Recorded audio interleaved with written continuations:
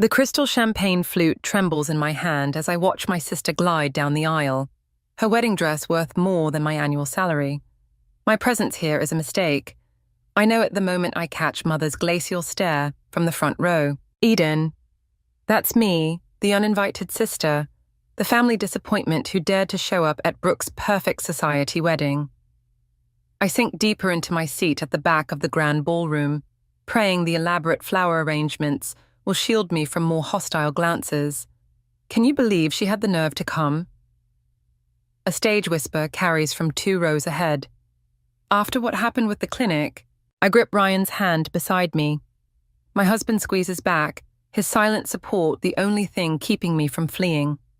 Our 7-year-old daughter Lily fidgets in her Sunday best, oblivious to the tension crackling through the air like static before a storm. The string quartet transitions to the wedding march. Brooke reaches the altar where her fiancé Daniel waits, both of them picture perfect. Father beams as he gives her away, his pride radiating across the room. The same father who told me 10 years ago that I was dead to him. If anyone objects to this union, speak now or forever hold your peace. The words barely leave the officiant's lips when Mother stands, her designer heels clicking against marble as she turns to face the crowd. Her gaze locks onto mine. I apologize, everyone, but we have an uninvited guest who needs to leave. Her voice carries clearly through the hushed room. Eden, you were explicitly told you are not welcome at family events. This is a private ceremony. 200 faces swivel toward me. Lily shrinks against my side. Mommy, why is Grandma mad? Brooke's perfectly painted lips curve into a smirk. Security, please escort my former sister out. She's trying to ruin my special day as usual. Former sister? Lily's small voice cracks. But Aunt Brooke, I'm not your aunt, dear. Brooke's words slice through the air. Your mother lost the right to call herself family years ago when she betrayed us all. 2 security guards materialize beside our row. Ryan stands, positioning himself between them and me. We're leaving. No need for force. How dare you bring a child into this mess, Eden? Mother's voice drips with venom. Trying to manipulate us with an innocent girl. You haven't changed at all. My cheeks burn as we shuffle past bewildered guests. Lily's hand trembles in mine. The whispers follow us like poison darts. Always was the troubled one. Such a shame what she did to her poor parents. That poor child, having her for a mother. At the ballroom doors, I pause and turn. Brooke stands triumphant at the altar, father and mother flanking her like proud sentries. The perfect family tableau, minus the black sheep daughter they erased. Congratulations, Brooke. My voice carries clearly across the silence. I hope your marriage is built on more honest foundations than the rest of your life. Her smile falters for just a moment. Good. Let her wonder what I know. In the lobby, Lily bursts into tears. Why don't they love us, Mommy? I gather her close, meeting Ryan's worried gaze over her head. He knows what this means. The careful peace I've maintained for years has shattered. They forced my hand by humiliating me in front of my daughter. Some people, sweetheart, aren't capable of real love. I stroke her hair, my resolve hardening with each sob. But that's about to change. 10 years I've stayed away, swallowing their lies. 10 years of watching Brooke build her perfect life on stolen dreams and buried secrets. But seeing my daughter cry, that's the final straw. They want to talk about betrayal? Fine. Time to show them what real betrayal looks like. I've got nothing left to lose and everything to prove. Game on, dear sister, game on. The drive home from Brooke's wedding feels endless. Lily's fallen asleep in the back seat, tear tracks still visible on her cheeks. Ryan's knuckles are white on the steering wheel, and the silence between us stretches like a rubber band about to snap. You shouldn't have gone, he finally says, voice low to avoid waking Lily. We talked about this. I trace the edge of my phone screen, where dozens of social media notifications flash about the incident. They made my daughter cry, Ryan. Our daughter. And whose fault is that? You knew exactly what would happen. He takes the exit toward our neighborhood, his jaw tight. You wanted it to happen. The accusation hits harder than I expect. Maybe because there's truth in it. Pull over. Eden, pull over, now. He guides the car into an empty parking lot. I step out, needing air that isn't thick with unspoken words. The night air is cool against my flushed skin as I pace between faded parking lines. Ryan follows, leaving the car running for Lily. Talk to me, what's really going on? Did you see her face? The way she looked at me? My laugh sounds brittle. Perfect Brooke with her perfect lies. You know what she told everyone about why I was disowned? You never wanted to discuss it before. She told them I stole from the clinic, embezzled money meant for patient care.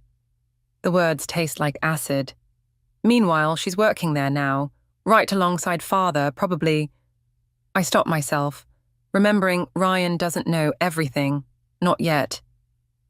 He steps closer, concern etched in his features. Probably what? My phone buzzes. A text from an unknown number. I know what really happened 10 years ago. Meet me tomorrow, 2 p.m. Carson Street Coffee. Eden? Ryan's hand on my shoulder makes me jump. What aren't you telling me? I show him the text. His expression darkens. Could be a trap. Your family might not be my family. I turn back toward the car. Someone at the clinic knows something. Someone who was there when everything fell apart. And you're just going to meet this mysterious person? After what happened today? He catches my arm. Think about Lily. About us. I'm thinking about us. I pull away gently. That's why I need to do this. They humiliated our daughter, Ryan. Made her question everything about who she is, who I am. So this is about revenge? This is about truth. I watch Lily sleeping through the car window, peaceful despite everything. Brooke built her whole life on lies. The clinic, her marriage to Daniel, her reputation, all of it constructed on the ruins of what she took from me. Ryan runs a hand through his hair, a gesture I recognize from a decade of marriage. He's worried, but he's listening. What exactly are you planning? Nothing yet, but if someone's finally willing to talk. I meet his gaze steadily. I need to know if you're with me. Really with me, not just standing on the sidelines while I fight this battle alone. He's quiet for a long moment, studying me. You're different tonight. There's something in your eyes I haven't seen before. Maybe because I finally see things clearly. I step closer, taking his hands. Remember when we first met? You said I was carrying too many ghosts. You were right, but they weren't ghosts, Ryan. They were monsters wearing my family's faces, and I let them haunt me for too long. A car passes, its headlights sweeping across us. In that brief illumination, I see understanding dawn in Ryan's expression. He pulls me into a tight embrace. I'm with you, he whispers against my hair. But we do this smart. We do this right. No more improvised confrontations. Agreed. I breathe in his familiar scent, drawing strength from his solid presence. Tomorrow at the coffee shop, come with me. Watch from a distance. Make sure it's not a setup. Of course. He pulls back, cupping my face. But Eden, promise me something. Whatever we learn, whatever happens, we protect Lily first. Always. Always, I agree, even as part of me whispers that protection sometimes means fighting back. Sometimes means burning everything down to build something better from the ashes. In the car, Lily stirs slightly, murmuring in her sleep. Looking at her, I feel my resolve harden like steel. Brooke and my parents thought they could shame me into disappearing again. Instead, they've given me exactly what I needed, a reason to stop running and start fighting back. Tomorrow, I'll meet my mysterious messenger.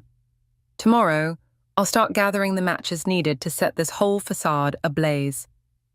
But tonight, I'll hold my daughter and remember why the truth matters more than any comfortable lie. Carson Street Coffee buzzes with afternoon regulars when I spot her. Sarah Chen, our family clinic's former accountant, hunched over a laptop in the corner. Ryan catches my eye from his position at the counter, a silent confirmation that he's watching. I slide into the seat across from Sarah. Her fingers tremble slightly as she closes her laptop. I wasn't sure you'd come. 10 years is a long time to stay quiet. I keep my voice neutral, though my pulse races. Why now? She glances around nervously. Your sister's wedding was all over social media. When I saw what they did to you. She pulls out a USB drive. There's something you need to see. The drive feels impossibly heavy in my palm. What's on it? Financial records. From before you left. Sarah leans forward, lowering her voice. Your father didn't just frame you for embezzlement, Eden. He actively covered up Brooke's mistakes. Massive ones. My coffee arrives. Ryan's subtle way of staying close. Sarah flinches at his approach. The patient death in 2013, she continues once he's gone. Remember? How could I forget? A terminal cancer patient died after receiving experimental treatment. The investigation cleared the clinic, but what about it? Brooke administered the wrong dosage. She wasn't qualified, hadn't even completed her medical training. Your father buried it, paid off the family. Sarah's words hit like physical blows. He used the money he accused you of stealing. The coffee cup rattles against the saucer as I set it down. You have proof. Everything's on that drive, including evidence that Brooke never finished medical school. The credentials she's using at the clinic, all falsified. My throat tightens. Why didn't you come forward back then? Your father threatened my family. My daughter was sick. I needed the insurance. Shame colors her face. But she's grown now, and I saw what happened at the wedding, the way they're still hurting you. My phone buzzes. A text from Brooke. Having coffee with anyone interesting? I look up sharply. Through the window, I catch a glimpse of Daniel's car pulling away. They're watching me, Sarah realizes, panic edging into her voice. I shouldn't have. It's okay. I stand, offering her my arm. Let my husband drive you home. Ryan appears instantly, reading the situation. As he escorts Sarah out, I text Brooke back. Just catching up with old friends. How's married life? Her response is immediate. Stay away from Sarah Chen. Some stories should stay buried. I pocket the USB drive, my mind racing. Another text arrives, from father this time. My office, 1 hour. Come alone or Sarah loses everything. The threat is clear, but something's different now. The trembling in my hands isn't fear, it's anticipation. At the clinic, father's secretary tries to stop me. I brush past her, pushing into his office where he and Brooke wait. That was quick, Brooke says, but her usual smugness wavers. Enough games. I face father across his desk. You want to threaten Sarah? Go ahead. But first, explain something. How many other patients did Brooke kill? The color drains from his face. Brooke steps forward. You don't know what you're talking about. 2013, terminal cancer patient, wrong dosage. I watch their reactions. Ring any bells? You've clearly lost your mind, father starts, but I cut him off. Funny thing about buried secrets. Someone always keeps receipts. I pull out my phone, playing the recording of my conversation with Sarah. Wonder what the medical board would think. Brooke lunges for my phone. I sidestep easily, watching her facade crack. You're bluffing. Try me. I meet father's gaze. You destroyed my life to protect her, framed me for theft, erased me from the family, all to cover up her mistakes. I did what was necessary. His voice is ice. Brooke had potential. You were always difficult. Difficult? I laugh. The sound sharp enough to make them both flinch. I was the only one telling the truth. And now I have proof. What do you want? Brooke demands. I move toward the door, pausing with my hand on the handle. Want? I want you both to know what's coming. Every lie, every cover-up, every patient you've put at risk. It all comes out. And this time? I smile, feeling decades of pain crystallize into purpose. This time, I'm not the one who'll disappear. Their protests follow me out, but I don't look back. In my pocket, the USB drive holds enough truth to burn their perfect world to ash. Let them try to stop me. I'm not that scared little girl anymore. I'm the one they should fear. The USB drive's contents spill across my laptop screen. Financial records, falsified credentials, patient records. Each document adds another brick to the wall of evidence against my family. But it's an email thread between mother and father that makes my hands shake. You need to see this. I turn the screen toward Ryan, who's been pacing our home office.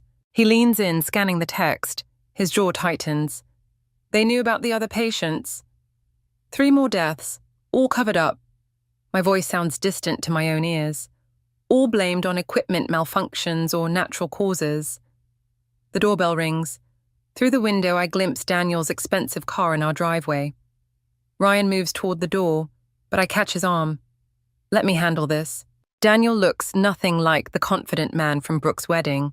His tie is loose, dark circles under his eyes. We need to talk, Eden. I lead him to the kitchen, deliberately choosing not to offer him anything. He fidgets with his wedding ring. Brooke told me what you have. He glances toward my laptop. Whatever they're offering you. They? Who's offering me what? The medical board investigators. He runs a hand through disheveled hair.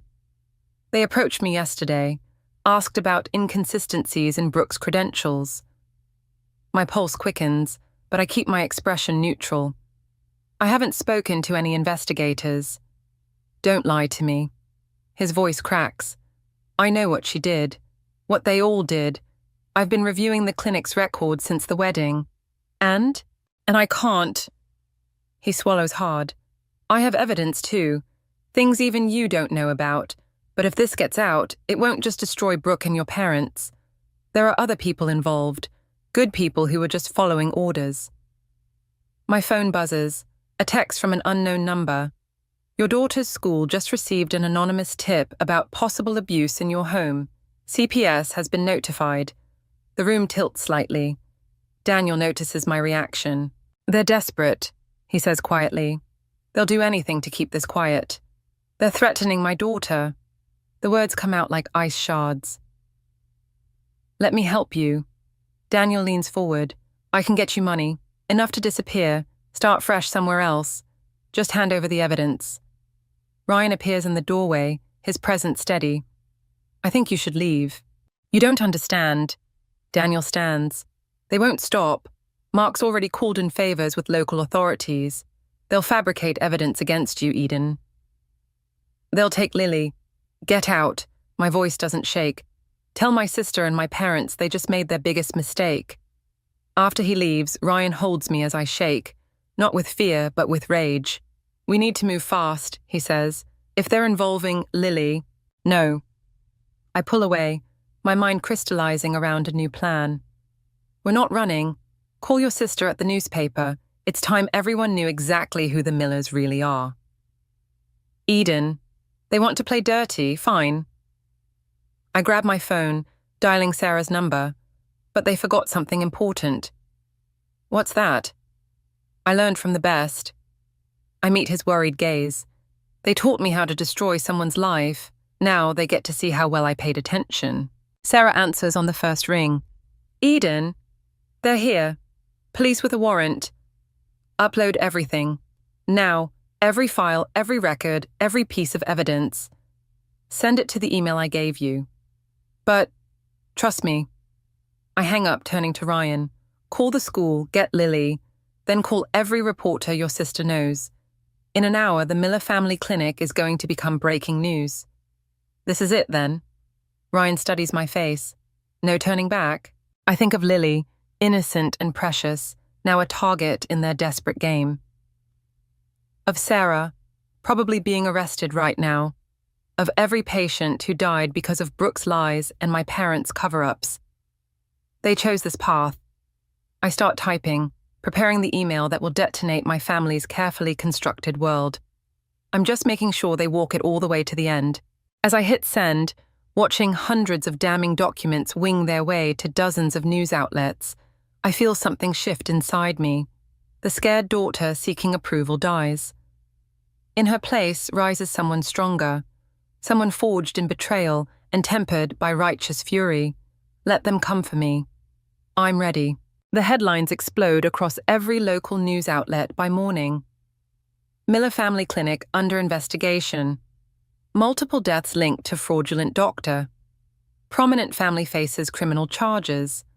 I watch the clinic's parking lot from my car, counting the reporters swarming like hungry sharks. Mother emerges first, perfectly composed until camera flashes blind her. She stumbles, mask slipping for just a moment. My phone hasn't stopped buzzing. Missed calls from unknown numbers, text messages ranging from threats to desperate pleas. I ignore them all, waiting. Finally, Brooke appears, Daniel trailing behind her. Even from this distance, I can see she's been crying. Good. A tap on my window makes me jump. Ryan stands outside, expression grim. I roll down the window. The medical board just arrived, he says, and Eden, Sarah's dead. The world stops. What? Car accident last night. They're calling it a suicide. My hands grip the steering wheel until my knuckles turn white. When? Right after the police left her house. Ryan's voice drops. Eden, there's more. The evidence she uploaded, most of it's corrupted. They got to the servers somehow. A bitter laugh escapes me. Of course they did. We should go home. This isn't safe. Mrs. Miller. A reporter spots me, and suddenly they're all running toward my car. I start the engine, but not before catching Brooke's expression as she realizes I'm here. For a moment, our eyes meet across the parking lot. She mouths something. Not a threat or a plea, just 2 words. I'm sorry. The drive home is silent. Ryan keeps glancing at me, waiting for the breakdown that won't come. Sarah's death should devastate me, should make me question everything. Instead, it hardens something inside me. We find Mother sitting in our living room. How did you get in? Ryan demands, moving protectively in front of me. I raised her. Mother's voice is eerily calm. I still have her spare key from when she was young. Get out, I say, but she raises her hand, revealing a familiar USB drive. Looking for this? She sets it on the coffee table. Your father says hello, by the way. He's meeting with the board right now, explaining how his troubled daughter fabricated evidence to destroy her sister out of jealousy. Sarah's dead. Yes. She doesn't even flinch. Tragic. Depression is a terrible thing. You killed her. Prove it. She stands, smoothing her expensive skirt. Like you'll need to prove all your other accusations, now that the evidence is gone. Your father's lawyers are very good at their jobs. Ryan steps forward, but I catch his arm. Let her talk. We're willing to be generous, Eden. Mother's smile doesn't reach her eyes. Leave town. Take your family somewhere far away. We'll provide enough money to start fresh. Or stay and watch everything you love burn. She moves toward the door. Lily's such a sweet child. It would be awful if Child Protective Services found evidence of abuse, or if Ryan's newspaper suddenly discovered financial irregularities in his records. You're threatening a child? Ryan's voice shakes with rage. Your own granddaughter? I'm protecting my family. Mother pauses at the door. You have 24 hours to decide. Choose wisely. After she leaves, Ryan holds me as I shake, not with fear or grief, but with a cold fury that threatens to consume me. We can't let them win, he whispers. We won't. I pull away, moving to my laptop. Sarah may be gone, but she wasn't the only one with evidence. Eden. They killed her, Ryan. They'll destroy us if we run. My fingers fly across the keyboard, accessing encrypted files I've been gathering for weeks. But they forgot something important about cornered animals. What's that? I turn the screen toward him, showing dozens of audio recordings, surveillance photos, and backed-up documents, a parallel investigation I've been running alongside Sarah's. They fight hardest when they have nothing left to lose.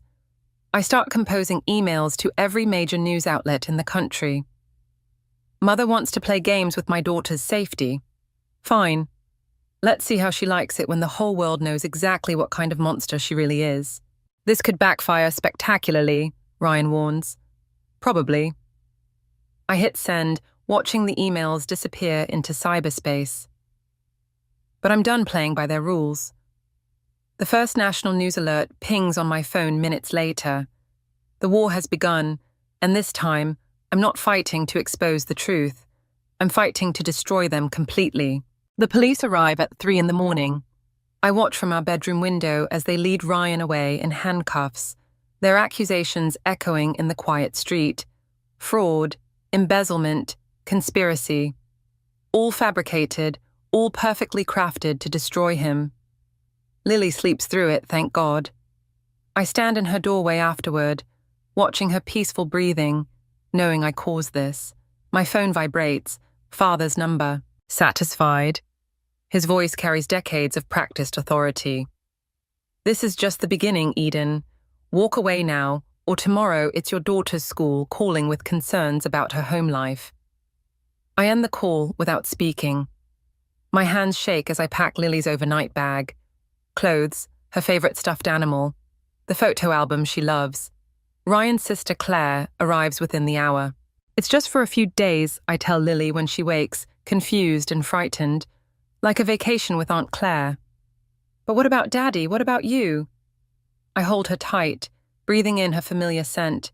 We'll fix everything, I promise. After they leave, the house feels like a tomb. I pour myself a drink, but before I can take a sip, someone pounds on the front door. Brooke stands on my porch, mascara streaked down her face. They're going to kill you. What? She pushes past me, frantically checking windows and doors. I heard them talking. Father hired someone. They're making it look like a break-in gone wrong. Why are you telling me this? Because Sarah was my friend too. Her voice cracks. And I can't have another death on my conscience. I study my sister, really look at her for the first time in years. The perfect facade has crumbled, revealing someone as broken as I am. Daniel left me, she continues. The medical board revoked my license. Everything's falling apart and they don't even care. They're just worried about protecting themselves. Like they always have been. She grabs my arm. You need to run. Now. Take what you can and... Headlights sweep across the windows. Brooke freezes. They're here. Get out the back, I tell her, already moving toward my laptop. I need 2 minutes. Eden, go. As she slips away, I quickly upload everything I have to multiple secure servers. The front door splinters under heavy boots just as I hit send. 2 men enter, faces obscured. Professional, clinical. I recognize the look, the same cold efficiency Father always praised in his business dealings. Mrs. Collins. The taller one approaches slowly. This can be easy or hard, your choice. I back away, buying seconds as the files upload. My father sent his regards. The Millers send their condolences about your tragic accident. A noise from the kitchen makes them turn. Brooke stands there, phone raised. I'm live streaming. Everything. The men hesitate. In that moment, I lunge for the front door, but the shorter one catches me. Pain explodes across my face as he strikes me. Through blurred vision, I see Brooke tackle him. Run! I stumble into the street, blood in my mouth, ears ringing. Behind me, glass shatters. A scream, Brooke's or mine, I'm not sure. Neighbors' lights flick on. A car starts somewhere. The men emerge from my house, walking unhurried to their vehicle, professional to the end. I find Brooke unconscious in my kitchen, her phone crushed nearby, but she's breathing, and as sirens wail in the distance, she stirs. Did you get it? She mumbles. The evidence? Yes. I help her sit up, noting the bruises already forming. Why did you come back? Because I remember. She touches her split lip gingerly. Before they turned us against each other. I remember when you were my big sister and I miss that person. The sirens grow closer. Soon there will be questions, statements, more lies from our parents. Ryan's still in jail. Lily's away. Everything I've built lies in ruins around me. But Brooke's words echo in my head. Big sister. Something shifts inside me. Not forgiveness, not yet, but understanding. We were both victims of our parents' manipulation, turned against each other for their benefit. We have to end this, I say, as red and blue lights paint my kitchen walls. Not just expose them, destroy them completely. Brooke meets my gaze, and for the first time in decades, I see my sister instead of my enemy. Together, I take her hand, feeling the weight of all our shared scars and separate wounds. Together. The police arrive to find us like that, bloodied but unbowed, finally united against the real monsters in our story. Let our parents think they've won. Their perfect family fantasy is about to become their worst nightmare. The Miller Family Clinic's annual charity gala becomes our battlefield.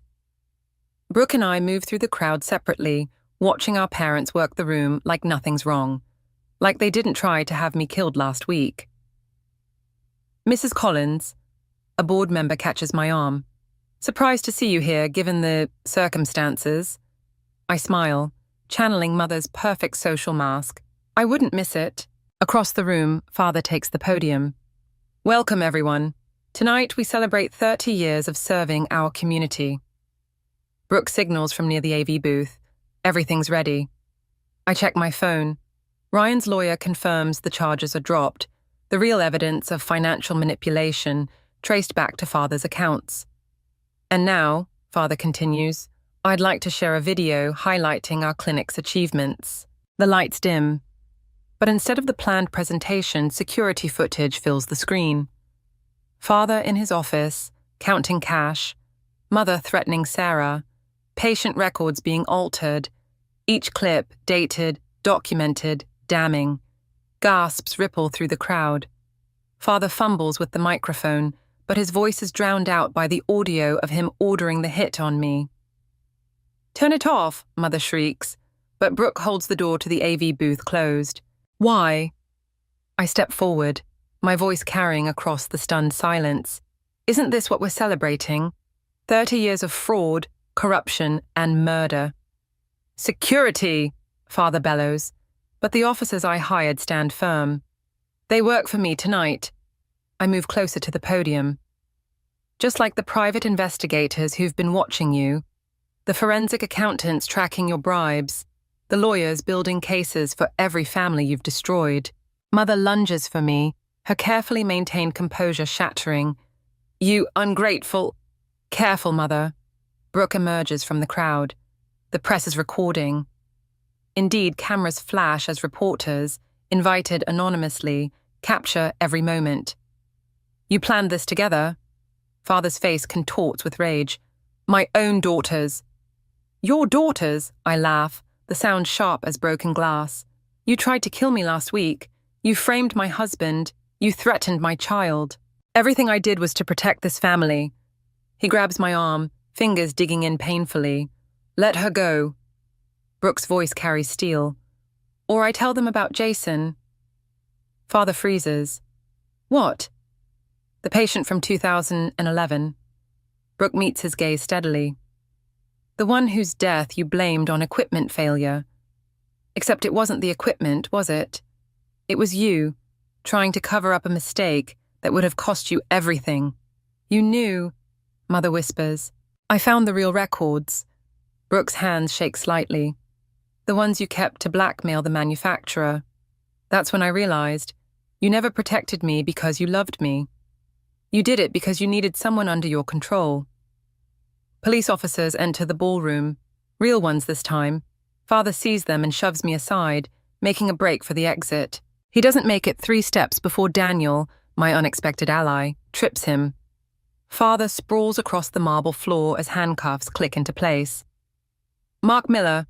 The detective reads his rights while Mother screams and fights her own arrest. You're charged with conspiracy to commit murder, fraud. The list continues, but I'm not listening.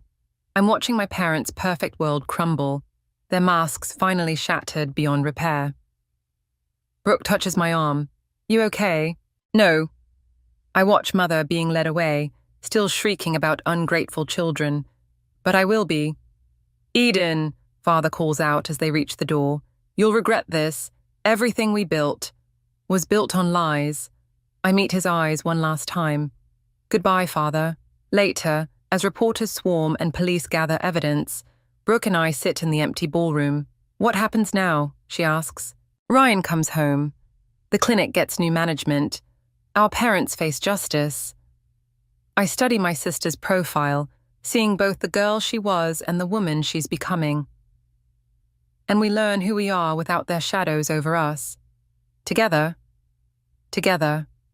I take her hand, feeling decades of manipulation and rivalry dissolve. But first, I need to go home to my daughter. We walk out of the clinic for the last time, leaving behind the wreckage of our parents' empire.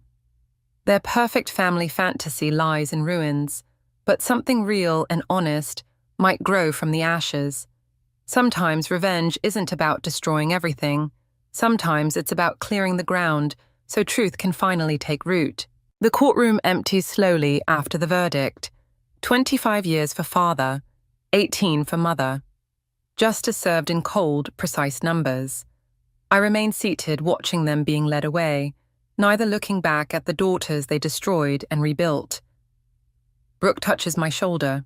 Ready? Almost. I gather my things, fingers brushing the locket mother always wore. Now evidence of her crimes, the hidden compartment containing proof of bribes and threats. Outside, reporters wait with hungry cameras. Ryan shields Lily from their questions while Daniel handles the press statement.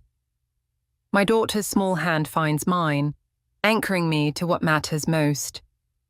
Aunt Brooke says we're moving to the clinic house, Lily says as we walk to the car.